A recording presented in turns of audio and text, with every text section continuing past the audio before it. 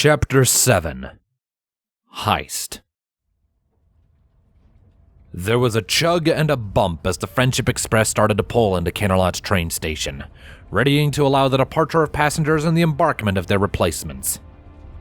Sombra hadn't said another word since his disappearance, much to Twilight's pleasure. The rest of the journey had been made in blissful silence, allowing Twilight to think through her plans quite thoroughly. Plans she had no doubt the Dark Mage was listening in on inside her own head, but there wasn't much she could do about that, was there? No, she just had to find the solution before he gained any more of his power back. Then she could be rid of his influence and tell her friends everything. Fix what he'd broken. Resolute, and with the train coming to a full stop, she stepped out of her compartment with her saddlebags firmly on her back before making her way off of the train. Hopping down onto the platform, Twilight got a few surprised glances and even one or two bows after the ponies in question had a moment to even register the fact that a princess of Equestria had just stepped off of the train. Facts that Twilight, as consumed in her own thoughts and task as she was, failed to really register as she trotted past them all and into the city itself. The city was bustling, ponies going about their days in a seemingly more rigid manner than one might expect in Ponyville. Being such a small town, Ponyville was a place where every pony knew every pony. Naturally, as big as a full city was, it was impossible to get the same sense of community and fellowship.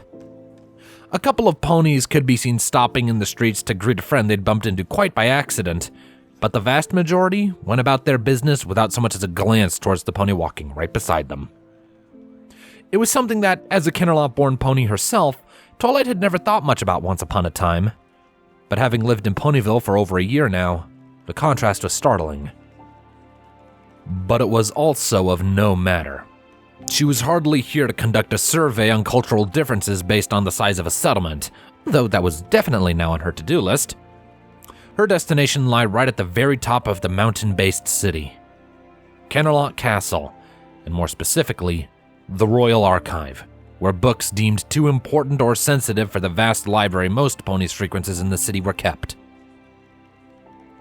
Quickly, the princess had left the lower sections of the city behind, moving into the sector where the nobility were more inclined to spend their days. Actually, the street she walked through wasn't that far from her parents' house. Perhaps she would visit them, when she didn't have a dark, magical undead parasite inside her head. That still sent shivers down her spine, no matter how many times she thought it to herself. Said parasite was also still being unusually quiet, and Twilight kept expecting him to pop up at any moment to make some derivative comment on Canterlot or other. But as the front gates of the castle finally approached, he had still yet to make a single peep. Maybe he was just saving his strength and barbs for later. Twilight shook her head, casting Sombra from her mind for the moment. The guards at the front gate were clearly surprised by the princess's unexpected arrival, but they nevertheless gave a curious nod to the alicorn as she passed, not hindering her entrance in any way.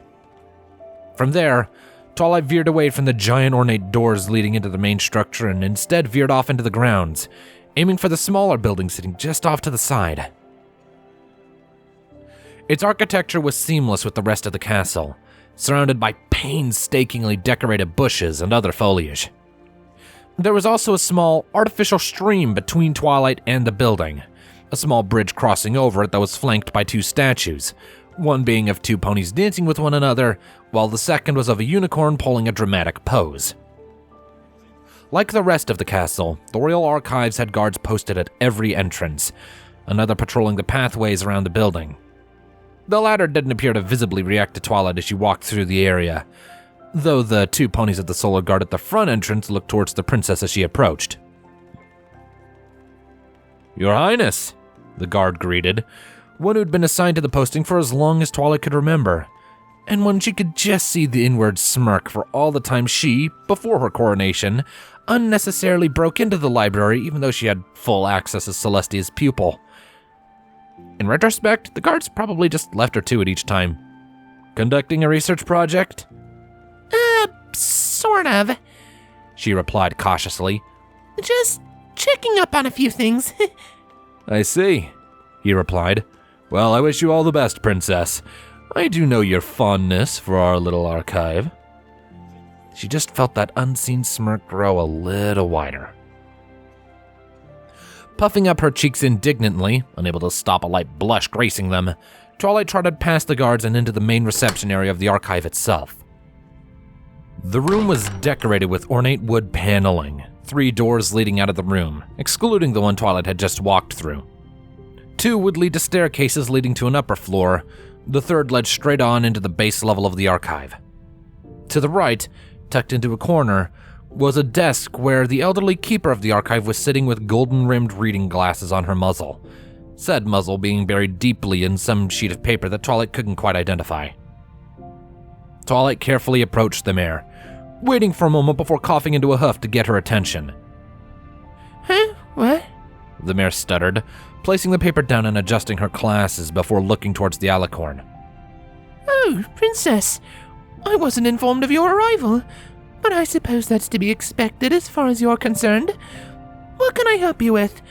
Papers on international economics? A history of the noble house's butlers? Nothing quite like that, Twilight replied. I'm just here to check up on a few things among that collection we confiscated from the Crystal Empire. The mare hummed in curiosity. That dark old thing? Why, no pony has bothered to disturb them since they arrived here. Probably because it's only accessible to you princesses, but even Princess Celestia has seen fit to leave them be. Well, not anymore. So, can I have a look? You have more authority on the matter than me, Your Highness, she pointed out. I don't see why not. I'm sure you remember where they were kept. Top floor, in the restricted section.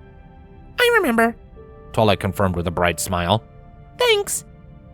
You take care now, the mare said to the princess as she trotted to one of the side doors and started to make her way up the stairs. Reaching the top floor, Twilight found herself in a small section with 2 bookcases and a couple of tables for ponies to read on. Those bookcases were bypassed quickly, however, as it was the doorway beyond them that she was interested in. The door was large and black, the head of a gargoyle carved into it as part of an intricate lock designed only to react to certain magical signatures. As it was, 4 magical signatures were currently allowed access. Of course, those were the magic of the 4 alicorn princesses.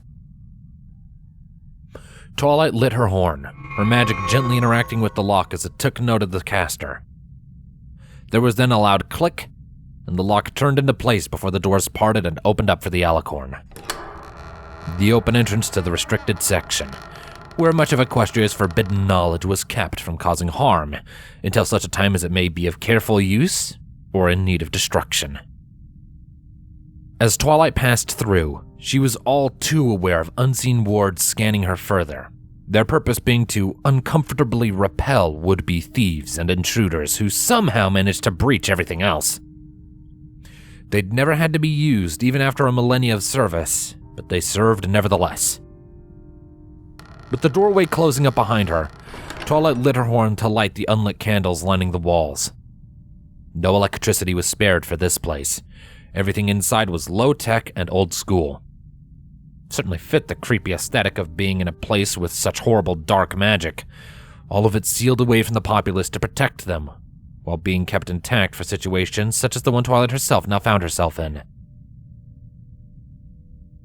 Twilight glanced around through the dusty bookshelves, which were devoid of any webs that you'd expect to see in an area so disused. Not even spiders were allowed through the wards surrounding the section. She walked past several shelves, many of the books they contained looking much like any other at first glance, though others eerily seemed to be made up of materials such as patched-together skin. Twilight really hoped it wasn't pony skin at that. Fortunately, Sombra hadn't been quite so macabre in his own collection.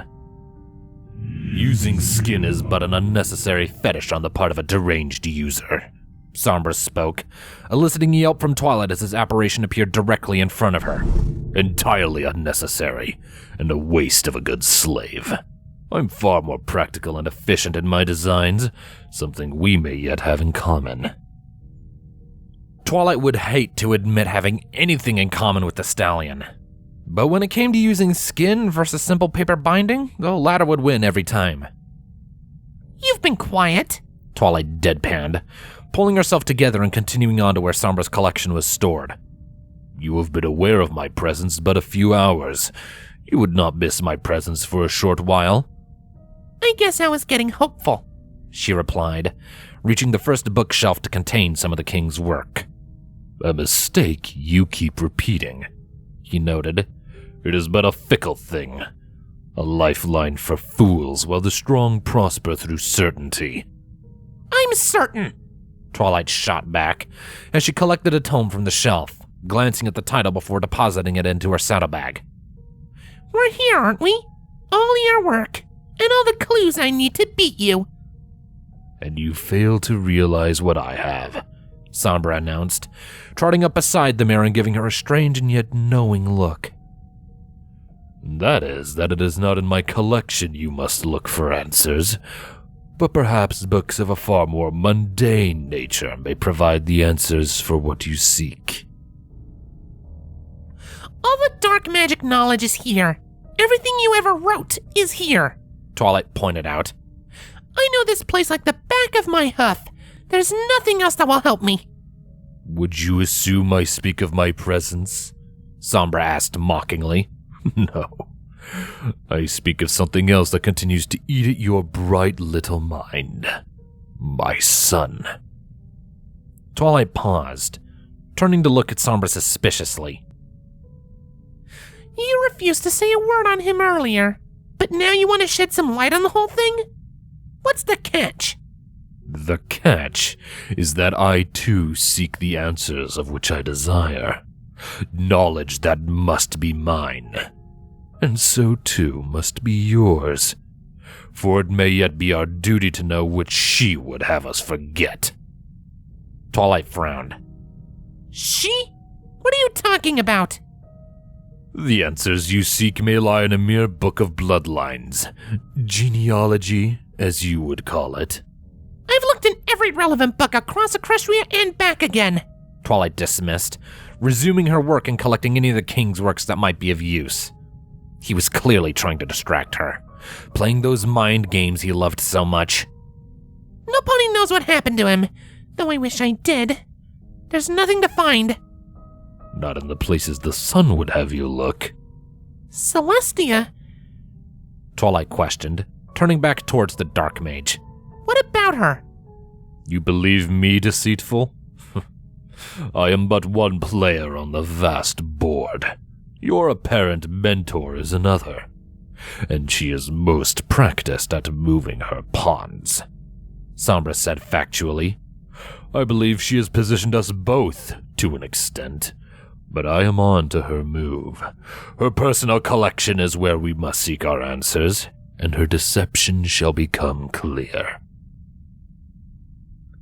Celestia's personal collection? Twilight muttered in disbelief. Each princess had their own personal collection near to the Star Swirl the Bearded section, each accessible to only their assigned ruling alicorn. Twilight's was bone empty, as was Cadence's as far as she was aware, but Celestia and Luna's? Especially Celestia, a mare who had ruled alone for 1,000 years. All of the personal items she must have that would never see the light of day. I can't! Twilight protested. Not there! It's her everything! Personal things! You don't do that to some pony, and especially not her! Then she has you positioned well, unless you judge your own move with care, Sombra chided. Answers to my son and his fate will be found there, of that I am certain. She wouldn't have failed to notice what I too have come to suspect, and if what I feel within the very blood you wield is simple truth, then perhaps your other problem too may become but a moot point. You're saying that finding out about your son would save me from you? The princess scoffed. No, there's no way you'd help me do that. It is my move, and the pieces are looking increasingly favorable for the both of us. If I am wrong, then nothing has changed, and you will be but a corpse in time. But either way, Can you truly afford not to know? Twilight bit her lip, glancing between the king's collection and the unicorn himself. Curse her own innate scholarly curiosity. Feeling quite like the cat from that one saying, Twilight sighed. Fine, but I'm finishing up here first. Collect what you must. None of it will be of use. I shall wait. Fine. I'll just get what I need and then... Oh dear, am I really breaking into Celestia's personal collection? How are we even going to do that? It's more warded than this place. Sombra gave her a fang-filled smirk. That is an area of which I may be of some assistance. Twilight raised an eyebrow. How?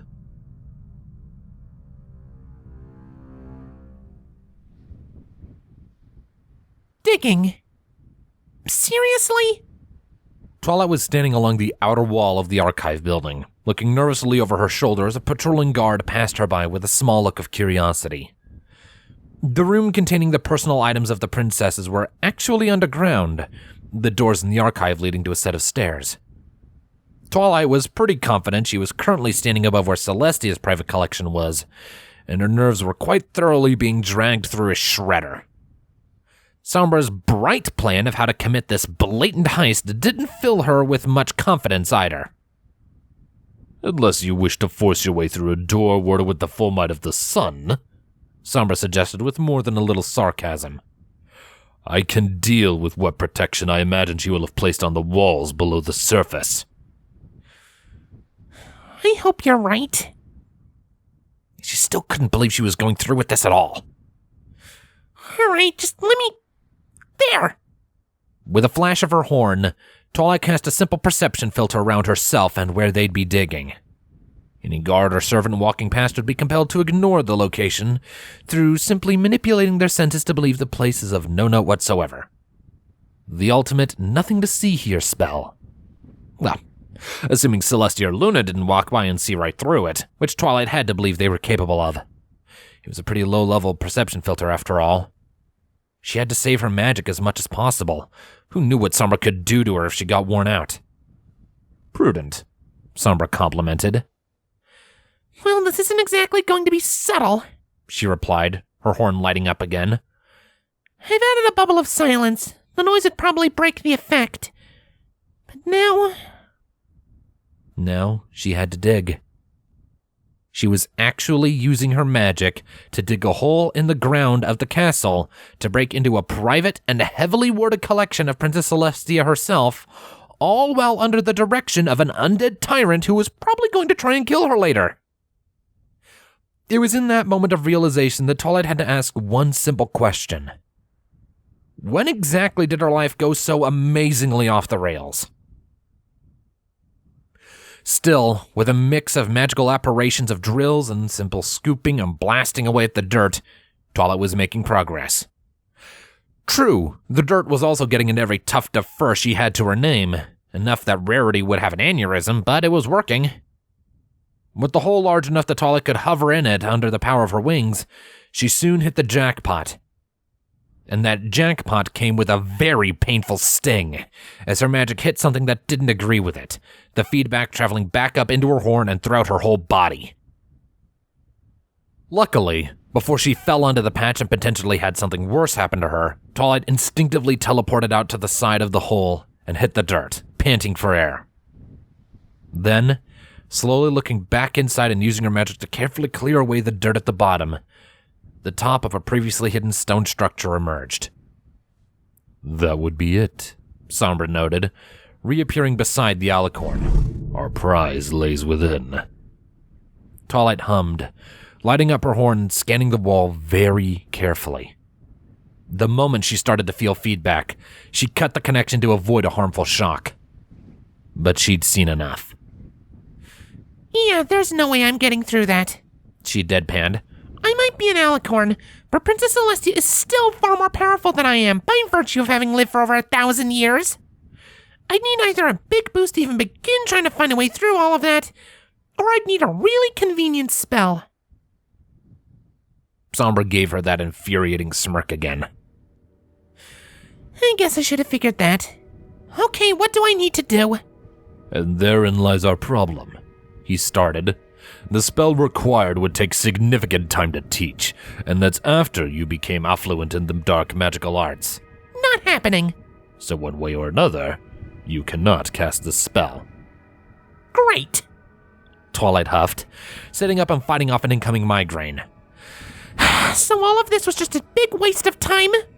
No, I said you cannot cast the spell, Twilight Sparkle, Sombra stated, but it is one of my own design. Can you even cast something like that? Twilight questioned. You don't even have a real body. But don't you see, young Alicorn? He asked. The answer is simple. He vanished, and Twilight convulsed. She dropped to the ground, silently screaming as a terrible bubbling pain rippled throughout her body. Dark magic started to pour from her horn and eyes, and she could do nothing but try and bear what was happening to her.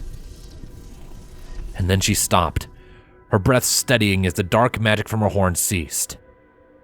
But not from her eyes. Slowly, one huff at a time, the Alicorn got to her feet with steady breaths. And then, victoriously, she grinned. I just need yours for a while.